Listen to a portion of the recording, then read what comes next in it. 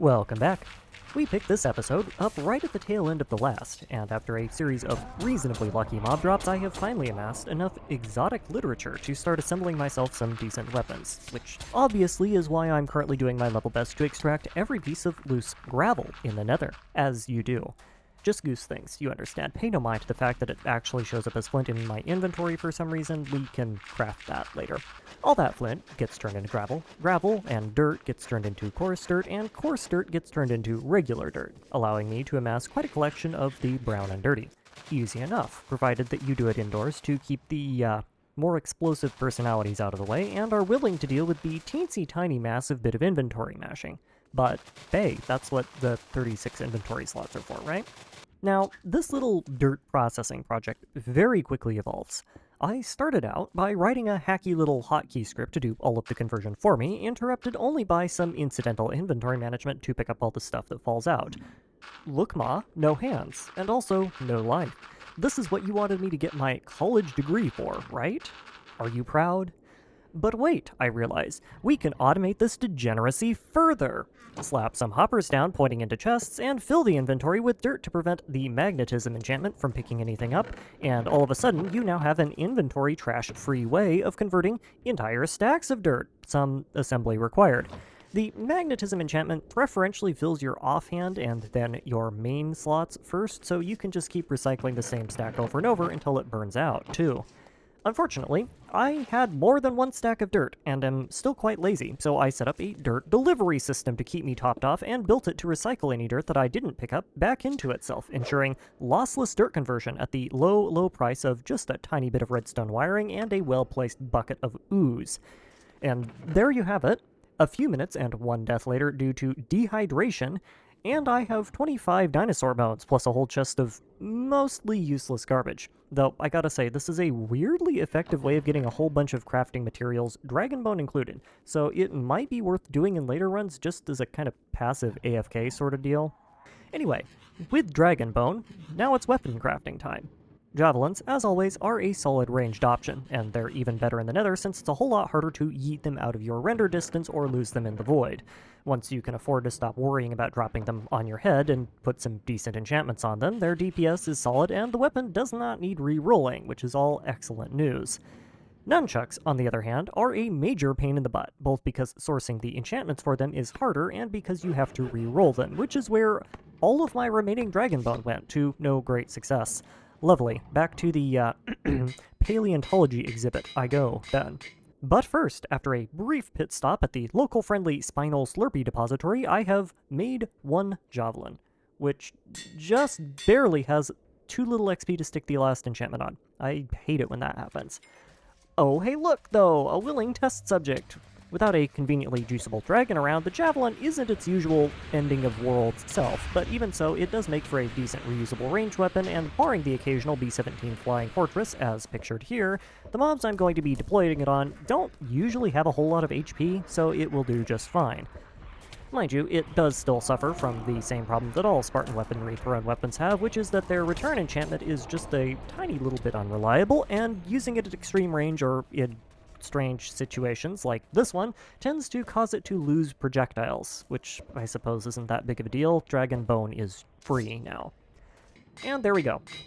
A bit more digging and one set of legendary bones on a chain. Now we just have to sort through the enchantments to find all of the things that need to go on it. Any minute now. On an unrelated note, I ended up spending so long digging through my collection of by now extremely overdue library books that I ran out of ice resistance and, quite by accident, discovered that you can directly bottle ooze to get drinkable water. Now, given that my potion water was, until recently, made out of melted blocks of pure acid, this isn't all that much of a surprise, but it does raise a few questions about the drinkability of water. Naturally, I immediately stepped out to test it with Mog Lava, because if that somehow works, then I would have had access to infinite water the instant I picked up my first potion bottle, but thankfully, for my rapidly departing hypothetical sanity, that does not work. Somehow.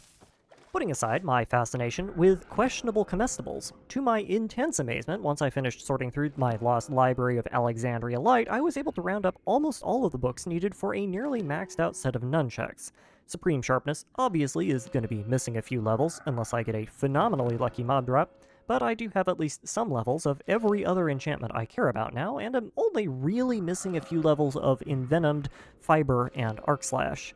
The last one is kind of important, and I'm more than willing to roll books to try and farm it out, but the other two are kind of overkill for the Nether since they're mostly just damage multipliers, so we're looking pretty good on that front. Oh, and obviously I will need to knock down an entire dungeon to fund the XP costs for combining everything. It's nothing personal, random citizens. I'm just about to level up, and you look like nowhere near enough XP, but we all have to start somewhere. Or at least, I would like to start somewhere if I wasn't getting shot from orbit. Go, Javelin. Do the one thing that I created you for. Man, some people have no chill. Look at the mess this guy made. And I'm missing another Javelin now. Those things are not free, you know. And also the 5 out of 6 triggers my OCD.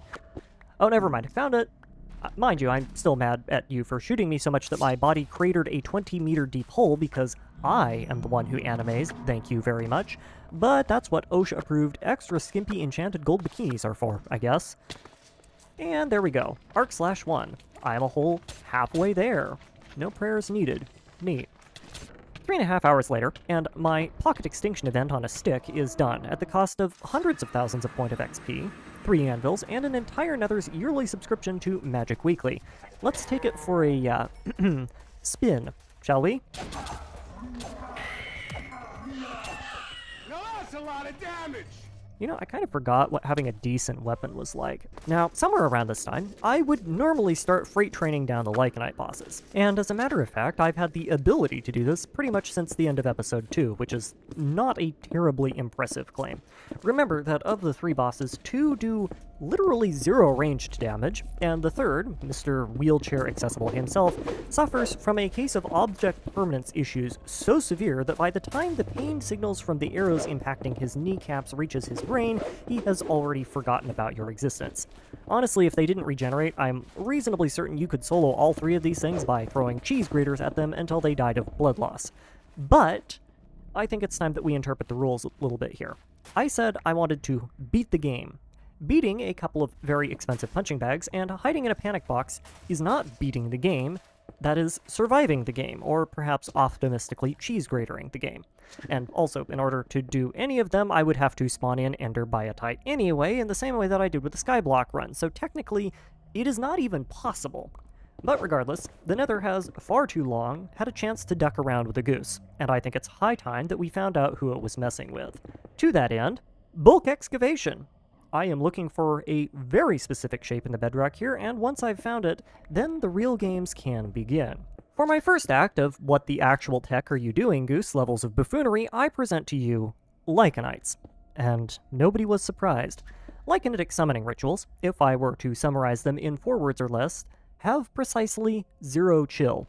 These things are the honey badger of multi-block structures, and they express their deep-seated loathing of conventional Minecraftian physics by deleting everything around them in a very predictable shape. And I do mean everything. You too can baffle your friends, grief your enemies, or the opposite, I don't care, with the power of, oops, I somehow ate half of an active end portal at your fingertips. The shape, specifically for the structure that I'm using, is a nice logical 9x9 square centered on a central diamond block that extends 4 air blocks below the diamond block and 3 blocks above. And oops, look at that. Suddenly, there's a whole lot of bedrock missing for some strange reason, and all of a sudden, I'm being lectured by some blue dude complaining that I stole his phenomenal cosmic powers and left him with the itty-bitty living space. Shh, sleepy time. Goose is working. Alright, Goose, you've successfully demonstrated your ability to carve arbitrary shapes into bedrock by ritually slaughtering the original cast of the Blue Man Group 5 times over in hell. Is there a reason you're doing this? Why, yes, there is, dear viewer, but in order to explain why, we're going to have to take a little trip back in time. Way back in the days of yore, when RLCraft, and I, was a nice young little spriggan of a pack, this structure here was all you needed to make a wildly successful mob farm. This design specifically is terrible, since quite a lot of the mobs it spawns would escape or fly away or something, but designs like this, with additional structure involved, were considered meta for the simple reason that the Lycanite mob spawning in the custom Lycanite mob fluids was aggressive, uncapped, and utterly unhinged, even by RLCraft's very generous standards, to the point that a well-designed Lycanite mob farm could max out your XP levels from nothing but a few hours of playtime and a handful of wooden swords. Additional variants using cinders for blaze rods were likewise very popular, since at that time people thought getting blaze rods in bulk was largely impossible for some reason, and in short, the game was trivially easy to cheese. Obviously, this has been patched, but how it was patched is the interesting thing. Let's skip ahead a little bit. Notice how almost nothing has spawned in the farm, and then all of a sudden a bunch of Zathon pods spawned in the acid pool at the same time? That's because Lycanite mob spawning cheats, to the surprise of no one. Rather than use the default mob spawning mechanic, Lycanites fully implements its own from the ground up, and for once this is a design decision that actually makes sense. Unlike in vanilla, where mob spawning is determined by light, space, and player proximity, and basically nothing else, Lycanites has and needs a much more granular, context-dependent spawning paradigm that changes based on your surroundings, which means that as you modify your world, you're also modifying what can spawn in it in real time, which is neat and also extremely annoying, because a lot of those spawning patterns are extremely unintuitive.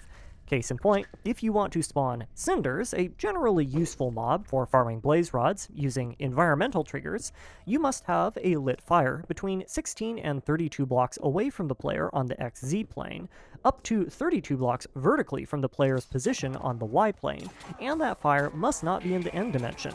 If one or more blocks of fire meet that set of criteria, every 600 ticks you have a 25% chance of spawning anywhere from 2 to 5 cinders on or near one of those valid block locations. For our acid mobs, the numbers are even worse. A 15% chance to spawn anywhere from 3 to 8 acid mobs every 600 ticks, which, on average, is 1.3 mobs per minute. Those numbers, obviously, used to be much higher, but that's not the only spawning pattern that Lycanite has to offer. Now, these numbers are absolutely terrible for doing anything, which is kind of unfortunate because passive spawning designs would be ideal for automating the production of a bunch of useful stuff, but they aren't the only option. There is a whole other class of spawning conditions that don't really have a categorical name per se, but I will refer to as triggered conditions. Rather than being time and environment based, these spawnings are triggered with some percentage likelihood every time something happens in the world. New players will be quite familiar with the Geonok trigger, for example, which has a 1% chance of spawning a Geonok whenever a block of iron, gold, or coal ore is broken, and the Sleeping trigger, which has a 5% chance of spawning a Reaver whenever you right-click on a bed. Theoretically, these events come with a cooldown to prevent them from happening too many times in quick succession, but as far as I can tell, that cooldown is either disabled by another config, or just straight up broken, because I have seen multiple cases of triggered events firing immediately after each other without any delays. This property would make them ideal for farming if it wasn't for the fact that triggers are usually some combination of difficult to scale, difficult to automate, difficult to produce in the first place, or just have a very low chance of actually creating a mob, which is to be expected since for the most part they aren't very impactful to the average player. Obviously, I found an exception, and that exception is explosion elementals, because of course it is. Why wouldn't the one Lycanite mob you can still farm be the literal manifestation of grief and trolling in elemental form? Like all other triggering events, explosion elemental spawning doesn't seem to have a cooldown, and instead it only respects the chance to trigger per event. And comparatively, it triggers a lot. A whopping 3% per explosive detonation lot, in fact. Most critically for me, the definition of explosion here used is quite generous. So now I just need a way of making lots of things mostly harmlessly blow up, because that isn't an oxymoron, and I need to do it very, very, very quickly. Enter witherbosses, not just explosive little gift to griefers everywhere. They shoot heads that explode, obviously. And with a little bit of creative engineering, read bog standard wither caging, with added bedrock, because I can, those heads can be very precisely aimed-ish into a, containment chamber, where they will detonate harmlessly and roll for elemental spawns. Mostly. Testing has indicated that the skulls do sometimes glitch out, clip through walls, and start shooting out in random directions due to the incredible amount of inertia they sometimes pick up from the constantly detonating stream of stupid coming into the chamber, but that's probably fixable with a big brick of obsidian or something. Making the actual farming area for this was trivial, and I kinda just vibed it out and got it working-ish on the first try. Tremors generally float upward slowly, absent anything to attack, and they will slowly fly, or not so slowly, get blown up through a vertical tube, at which point they will lock eyes with me, the farmer, fly towards me, get crammed into a killing funnel, and then be farmed for their juicy experience points. As an alternative, I can also now close the funnel off and flood the chute with rabidoos. It blows up and does nothing to dampen explosions, but it's also infinitely regeneratable, and in the process will freeze all the elementals to death to prevent mob cramming and enable passive drop collections. Really, the only issue that I've discovered here is that when withers try to lock onto something that isn't a bait golem, which usually shouldn't happen except for chunk reloads, is that if they target another mob, they're fine because I can just follow where they're looking and go kill it to retarget them, but if they retarget off the golem and can't see anything, then the blue skulls come out. This largely shouldn't happen because all I do is travel via teleportation, but if it does, that's why we have the bedrock here. Frequent viewers of my channel will know that, in situations like this, I like to play a little game. The name of the game is called Does It Stack? And I will leave the rules as an exercise to the viewer. In short, the answer is yes, to a point. And that point is the point at which withers start killing themselves from entity cramming, which, given the sheer explosive output of even a single wither, is a pretty generous stack. We aren't quite done yet, though. Withers aren't supposed to retarget once they've locked onto a mob, so spawn control should not be too much of an issue, but the number of mobs operating under delusion that giant three-headed flying rocket launchers would be a nice snack in this mod pack is non-zero, so I get to refill the entire area with a whole bunch of obsidian to prevent lycanite mobs from volunteering to spontaneously divest themselves of their internal organs all over my nice new mob farm. That said, this design is still far from perfect. All of my fancy redstone controls that allowed me to engage in active farming blew up basically the instant I started using the farm, for example, and whenever I so much as dare to touch a single one of the elementals, I'm immediately besieged by a generous collection of chaos elementals because yes, somehow RLCraft still thinks that trapping 24 withers in a box and forcing them to constantly blow themselves up to spontaneously generate explosion elementals that then drown in liquid nitrogen is an orderly process. Whatever. That's what I get for trying to be fancy.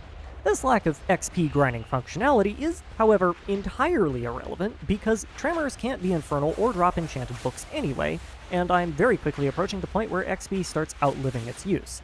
Now, full disclosure here, the reason I wanted to make a tremor farm was for the gunpowder. You see, it wouldn't be a goose playthrough if I didn't trash the game with a massively overpowered mob farm, but I can't help but notice that the Nether has a whole lot of stuff in it that's making that impossible, and I don't really like it, the Nether, or the stuff for that matter, and would like to do something about it. So a riddle for you. What happens when you combine the Level Up Reloaded Bow Draw Speed passive with Strafe 4, Multi-Shot 4, Rapid Fire 2, and Pull Speed 3 enchantments on a switch bow, firing explosive arrows from Spartan weaponry using a hotkey script? Well, in the overworld, not a whole lot, mostly just a big mess. But in the Nether, you get world edit in survival mode, with extra lag. Now, you're probably wondering, alright Goose, why have you created a explosive sandblaster that shoots grenades in RLCraft? Well, I should think that's obvious, dear viewer. If the Nether's going to be so inconsiderate as to not give me the resources needed to beat the game normally, then I'm just gonna have to do the next best thing. Pay no attention to the, extremely questionable frame rate in this demo clip here. This is what we in the business call an implementation detail, and will be resolved in the next sprint cycle, or possibly now, because game performance is so bad at the moment that this probably qualifies as a 0-day exploit. This seems like an excellent time to remind you all to not try this on a public server, folks. Yeah, okay, so new plan. We're going to do a little bit of light geonok farming first. Lycanites, because of course it's Lycanites, everything is Lycanites, introduces an entirely new tool and spellcasting system in addition to literally everything else it has, which is, as to be expected, deeply broken and incredibly janky. One of its mechanics is the ability to create questionably powerful tools by stapling together the corpses of your defeated enemies, and I, for one, suspect that I'm going to need a better pickaxe. Enter the Geonok Fist. When fully upgraded, it lets you mine in a 5x5x5 cube. It is also, shall we say, mildly inconvenient to get in the Nether. Of course, to upgrade this Geonok Fist, I need charges of the Earth Elemental Attunement, which is only obtainable by breaking down spare Geonok Fists. So, once I get one of them, I then get to turn around and get like 5 more. Go gadget, hotkey scripts.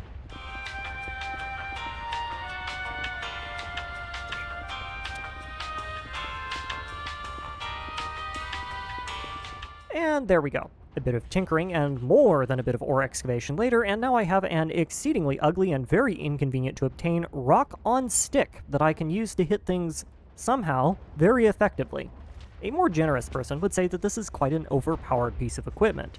I, on the other hand, prefer to think of it as barely sufficient, given that it is also prone to bugging out the sound engine of the game every time you use it, and causing your speakers to spontaneously catch fire and explode on your head. But it does work well enough. It also only needed me to mine, 5,000 blocks of iron ore to make. I do love me some meaningful game progression. So, without further ado, welcome to the Origin, named as such because it is the origin, the very center of hell in which I shall manifest my mind palace and dominate the landscape. And also because the symmetry of building at 0-0 amuses me and I like chunk aligning out of habit, so, why not? The first step in my grand master plan is to set some boundaries. I have chosen to initially start with an area of 256 blocks, aka 16 chunks to the side. Mobs will despawn outside of that range if I stand in the middle of it, so this is kind of the minimum viable size of a perfectly spawn-controlled area, and again, the symmetry appeals. Really, there is not a whole lot to say about the first step of this. Once I get the edges of my area marked out, I can clear out the middle relatively quickly, and as long as I'm careful to not obliterate my speakers with the glitchio audio engine noises caused when the game tries to process the reverb of several hundred blocks a second getting broken, I'm peachy. As I carve down the first layer, I also drop down a sheet of mog lava behind itself. This serves two purposes. The first is to keep lycanite mobs from spawning under most normal conditions, since as evidence, even the act of making a mob farm like this tends to cause quite a bit of mobs to spawn. And second, with an application of Rabidoos, it allows me to make a nice orderly bomb-proof obsidian plate to mostly mob grief-proof the foundation down the line. It also toasts my tootsies a bit, because to date I still have not found a good passive fire resistance source, but that is what armor is for. As if these tools weren't strong enough already, Lycanites also has a repair system for them that consists of heating them with random ores until they magically fix themselves. Yeah, sure, that was necessary. This means that every time my Geonox Fist hammer breaks, I can just make it good as new, with no diminishing returns or any penalty whatsoever, by rubbing quartz on it. I'll take what is game balance for 200, Alex? Still, with the area flooded and carved out, it's now Rabidoos time. Nothing to see here. This is literally just me slapping down blue goo and getting ganked repeatedly for 40-ish minutes straight. And now that we have a nice explosion-resistant surface, look at those mobs! Lycanite mob caps are a little bit wonky due to their non-standard spawning pattern, so this is about what you would expect even for an optimal Lycanite mob concentrator, but the pigmen in particular are definitely getting spawn capped here. Still, if all I cared about was XP, simply existing in this environment would be more than sufficient. So, let's make it better, with explosions. Many, many explosions. And a non-zero number of buckets, because the Nether has a surprising amount of lava everywhere that you don't often get to see too much of until you, say, try to remove a very large chunk of it with your pocket surface to everything missile battery, and it's mildly inconvenient. This also brings up another mildly inconvenient point. Incidental lava blocks are easily handled with a bucket or something, but how on earth am I going to take out the massive lava pools without, say, turning it all into obsidian and mining it like a heathen? Well, the same way you do it in vanilla, with flying machines. Well, okay, the same way I do it in vanilla. Your experience may vary. I'd hoped to be able to find a nice little modded interaction that I could use to simplify the whole process, but sadly, not so much, no. Lycanite fluids can turn lava blocks into granite, andesite, or diorite if they flow in and touch them from the sides, but when the drop down on it is vertical, lava is still turned into obsidian for some reason. Rustic fluids evaporate in the Nether, so we can't use those either, and all other convenient block breaking mechanics I know of are either too small scale or don't interact correctly with fluids. So it's a toss-up between a giant machine to fill the Nether with gravel, which, while hilarious, would be unimaginably slow, or some good old-fashioned slimestone. Obviously, I'm going to use the latter, which will necessitate first carving out a bit of the border around my working area to give me some space to play with. That, at least, is something my pocket rocket can do admirably. Until I run out of ammo. That was 4 stacks of arrows. Houston, we have a problem, and for once it is not that NASA issued its astronauts tablets with Microsoft products. What were they thinking? Now, fun fact about arrows, they're crafted from flint, sticks, and feathers. I know, amazing, right? The things you learn on this channel. The implications of that fact are obvious. I can make sticks, no problem, and have flint coming out holes that would and should be considered biologically implausible given my current status as a member of the avian family, but ironically I have next to no feathers, and no easy way of making them. Lycanite mobs, for once, aren't a solution here, since none of the feather-dropping ones spawn in the nether under normal circumstances, leaving me with the only other viable option of somehow setting up a chicken farm, using the whole 0 chickens that I got out of those 9 eggs I looted from that dungeon earlier. Alrighty.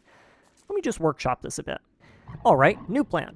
I am somehow not currently crazy enough to lay my own eggs, so I need to go and steal someone else's. I'm not sure if this is selection bias or just sheer dumb luck, but the dungeons that spawn with eggs in them largely spawn on the top half of the nether, and they sometimes crack the bedrock ceiling. This then implies that as long as I keep running on the ceiling, I will eventually trip across some more and be able to collect eggs from them. Easy enough task. Do that, make some potion speed rings, reroll them for even more speed, and get running. And running. And running. See, there you go, look at that, a whole bunch of eggs just lying around, free for the taking. Big government doesn't want you to know this, but the eggs in the dungeons are free, and you can bring them home with you, folks. It's like an infinite money glitch, it's just that easy. And there you go, a bit of slightly non-standard egg hatching procedure later, and I am the proud owner of a single baby chicken that will hopefully not get eaten, blown up, spontaneously incinerated, frozen, dissolved in acid, or expatriated to Cambodia. Now we just need more. Just because I didn't feel like waiting, I hunted down a second dungeon as well, which again proved easy enough. The dungeons are quite rare, but I'm also quite hyper-fixated, and you would be amazed at how well those two facts can balance each other out when such important things as chicken farming is on the line. Naturally, I got 0 chickens out of doing this, but whatever. Time can heal all wounds, and a crippling lack of poultry products somehow qualifies as such, so all I have to do is wait. Absent anything else to do whilst Egghead gets to work, I decide to blow some time and a not inconsiderable amount of random XP that I seem to have accumulated somehow from mysterious sources on re-rolling my baubles and stacking HP buffs. Strictly speaking, this is not terribly necessary given that I currently have the average constitution and damage output of a mildly irate bull rhinoceros, but there is no such thing as being too thick, so why not? Somewhere around this time, I also discovered that the iron golem used to bait the witherboss fire had suffered a sudden and unexpected case of turbo dead, resulting in the withers going idle and blowing apart their containment area. This doesn't let them escape because bedrock, but it does utterly trash the gunpowder factory, and the whole thing will have to be retrofitted before I can use it again. And honestly, this is in no way a concern because I've already stockpiled like 4 double chests of gunpowder from the thing just from casually emptying it, and arrows were always going to be the limiting factor. Despite this, I still opt to repair it and get it back online. Now, sure, I have infinite gunpowder, but I also have literally nothing to do whilst my singular chicken is currently contemplating its poor life decisions, so why not?